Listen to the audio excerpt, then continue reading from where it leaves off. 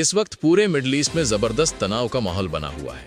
कभी ईरान अमेरिकी सैन्य ठिकानों को निशाना बनाने की बात करता है, तो कभी अमेरिका बिना किसी हिचकिचाहट के ईरान पर जवाबी कार्रवाई करता नजर आता है। हालात इस कदर बिगड़ चुके हैं कि अब तीसरे विश्व युद्ध की आशंका तक जताई जाने लगी है, क्योंकि ईरान अब तक लगभग 10 देशों पर किसी न किसी रूप में हमला कर चुका है। ऐसे में पूरी दुनिया की निगाहें भारत पर टिकी हुई हैं। वजह साफ है, भारत की बड़ी मात्रा में सप्लाई मिडिल ईस्ट के देशों में जाती है और वहां से भारी मात्रा में सामान भारत आता भी है। लेकिन हाल ही में भड़के इस युद्ध ने ईरान को इतना आक्रामक बना दिया है कि उसने जहाजों की आवाजाही रोकने जैसे कदम उठाने शुरू कर दिए हैं। खासतौर पर स्ट्रेट ऑफ हॉर्मुज नाम के उस संकरे समुद्री रास्ते को ब्लॉक करने के आदेश दिए जाने की खबरों ने सबको चौंका दिया है। हैरानी की बात यह है कि इसी रास्ते से होकर भारत का लगभग 50% कच्चा तेल जहाजों के जरिए आता है।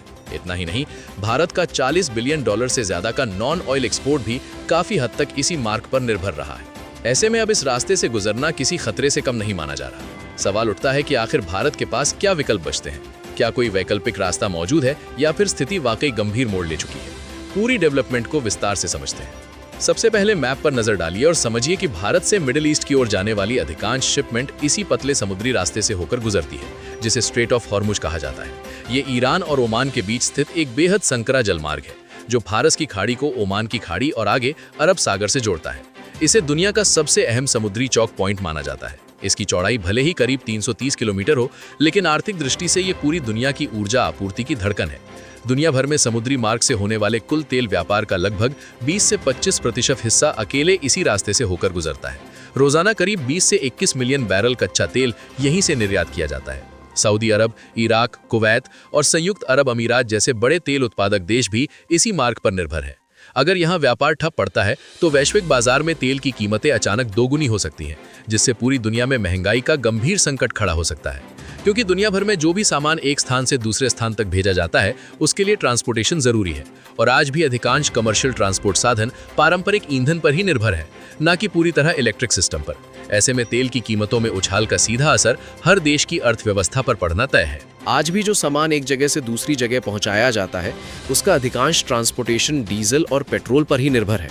और यहाँ सबसे अहम बात यह है कि डीजल और पेट्रोल किसी और चीज़ से नहीं, बल्कि कच्चे तेल को रिफाइन करके ही तैयार किए जाते हैं। ऐसे में अगर कच्चे तेल की सप्लाई में ज़रा सी भी बाधा आती है, तो सीधा असर डीजल और पेट्रोल की कीमतों पर पड़ेगा। और जैसे ही ईंधन महंगा होगा, ट्रांसपोर्टेशन की लागत बढ़ेगी, जिसका नतीजा ये होगा कि रोज़मर्रा की हर चीज़ के दाम आसमान छूने लगेंगे।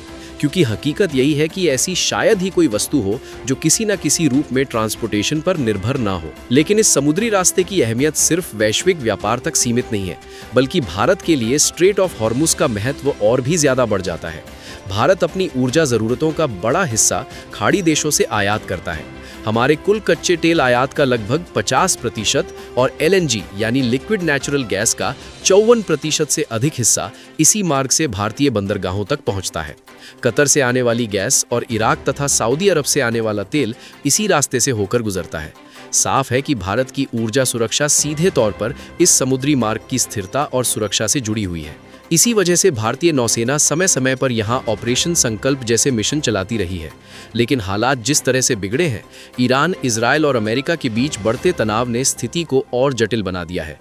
अब पहले से चल रहे किसी भी मिशन की प्रभावशीलता लगभग खत्म होती नजर आ रही है। खबरें ये भी हैं कि फिलहाल इस मार्ग को बंद करने के आदेश दिए जा चुके हैं और यहाँ से शिपमेंट लेकर गुजरने वाले जहाज़ों को रोका जा रहा है।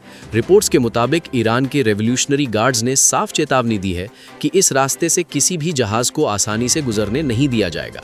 ऐसे हालात में अगर किसी देश के सामने सबसे बड़ी चुनौती खड़ी हुई है तो वो भारत है, क्योंकि नवंबर-दिसंबर 2025 के दौरान इस रास्ते से भारत को लगभग 40% कच्चा तेल मिल रहा था।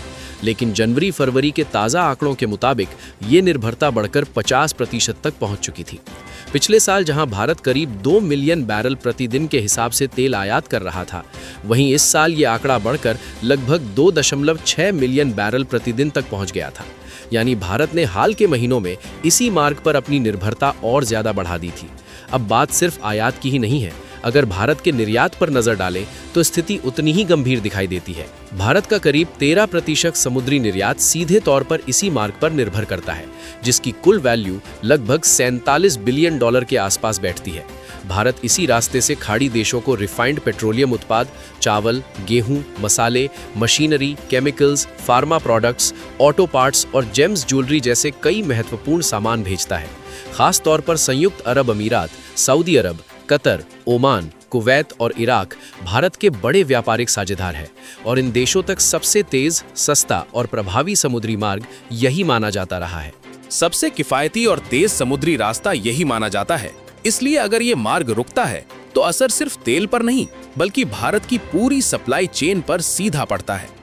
अब अगर टाइमलाइन पर नजर डालें तो ये पहली बार नहीं है जब इस जलमार्ग पर खतरा मंडराया हो। 2019 में ईरान और अमेरिका के बीच बढ़ते तनाव के दौरान कई ऑयल टैंकरों पर हमले हुए थे। इसके बाद शिपिंग इंश्योरेंस का प्रीमियम अचानक बढ़ गया और भारत समेत कई देशों की ट्रांसपोर्ट लागत में उछाल आ गया। फिर 2020 में अमेरिकी एयर स्ट्राइक के बाद हालात इतने संवेदनशील हो गए थे कि कई जहाजों ने अस्थायी रूप से अपना रूट बदल दिया। नतीजा ये हुआ कि डिलीवरी टाइम बढ़ गया और भारतीय कंपनियों को करोड़ों डॉलर का अतिरिक्त खर्च उठाना पड़ा। यानी हर बार जब भी स्ट्रेट ऑफ हॉर्मुज में तनाव बढ़ा है, भारत का व्यापार सीधे प्रभावित हुआ है, कभी तेल महंगा होकर तो कभी शिपिंग कॉस्ट बढ़कर। लेकिन इस बार खतरा पहले से ज्यादा बड़ा इसलिए है क्योंकि हाल के महीनों में भारत ने इसी रास्ते पर अपनी निर्भरता और बढ़ा दी थी। अगर ये रूट लंबे समय तक बंद रहता है तो भारत को रूस, अफ्रीका के देशों या अमेरिका जैसे दूर स्थित सप्लायर से तेल लेना पड़ेगा।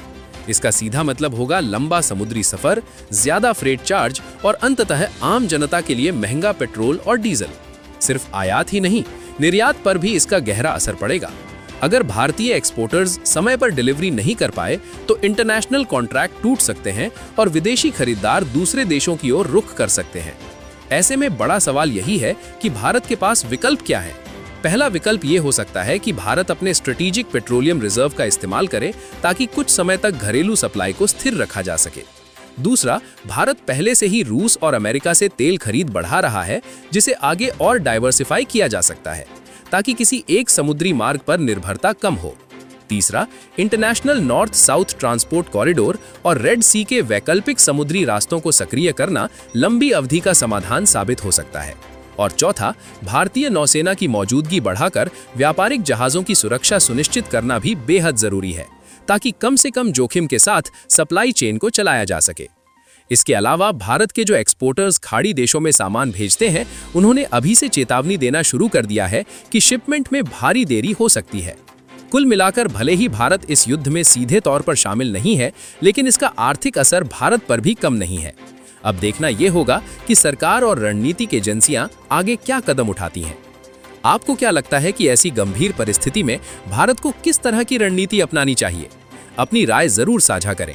इस जानकारी को ज्यादा से ज्यादा लोगों तक पहुंचाने के लिए वीडियो को लाइक और शेयर करें और ऐसे ही विश्लेषणात्मक वीडियो देखने के लिए चैनल को सब्सक्राइब करके बेल आइकन को ऑल पर जरूर सेट करें। जय श्री राम।